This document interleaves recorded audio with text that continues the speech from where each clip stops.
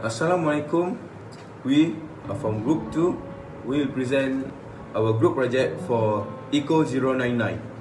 First of all, our group mate consists of me, Muhammad Irfan Izagi bin Muhammad Johari, Aisyah Nazifa binti Muhammad Suhaimi, Nur Aina Najwa binti Muhammad Syaril, Nur Damia Sufia binti Zulfaka, and Nur Iwani Nazifa binti Zikri. First of all, I will present about the definition of entrepreneurship. An entrepreneur is an individual who creates a new business, bearing most of the risk, or we can say the risk taker, and enjoying the most of the rewards. The process of setting up a business is known as entrepreneurship.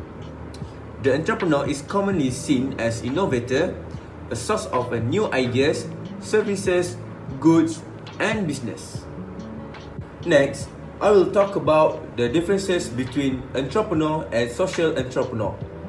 The differences are: entrepreneur aims to create a product, service, or process which a consumer will pay, while the social entrepreneur aims to create a product, service, or process from which a society will benefit.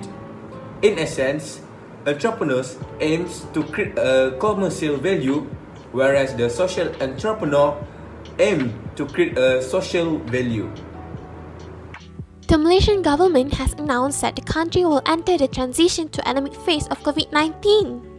So, what is the immediate impact on accommodation at our resorts in Langkawi during the transition to endemic phase of COVID-19? First of all, the supply of our resort will remain unchanged, meanwhile the demand will keep increasing.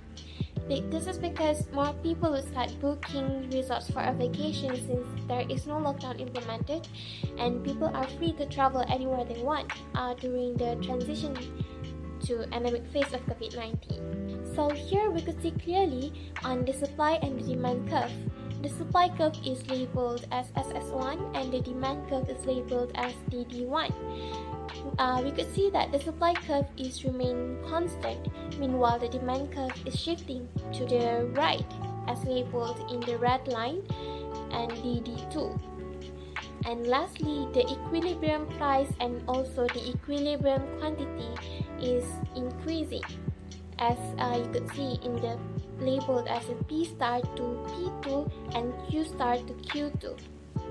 Moving on, 3 efforts that should have done in order to attract our guests to come at our resort are: firstly, offer corporate rates with recreation facilities. Sometimes, business trips can be stressful due to the impromptu meetings and many more. So, by providing recreation facilities, guests can lay back and enjoy their stress-free business trips. Secondly, we should provide transportation service to our resort guests. Public transportation can be too expensive and it takes longer for them to arrive.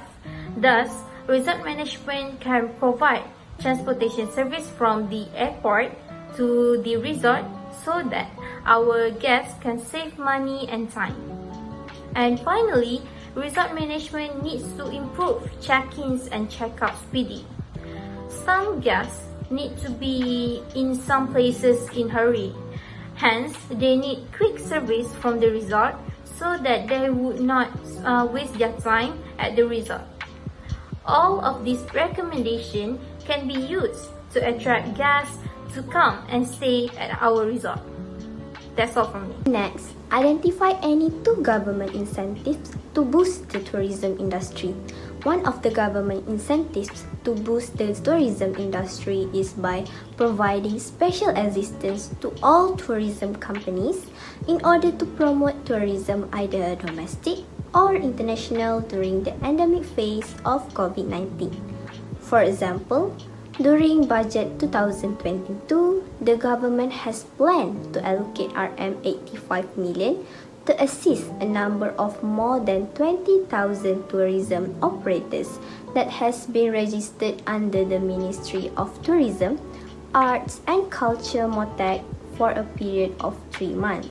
Furthermore, the government incentives to boost the tourism industry is tax incentives. For example, Finance Minister Tengku Datuk Seri Zafrul Tengku Abdul Aziz has mentioned during the budget 2022 that special individual income tax relief for domestic tourism expenses up to Rm1,000 will be extended until the year of assessment 2022.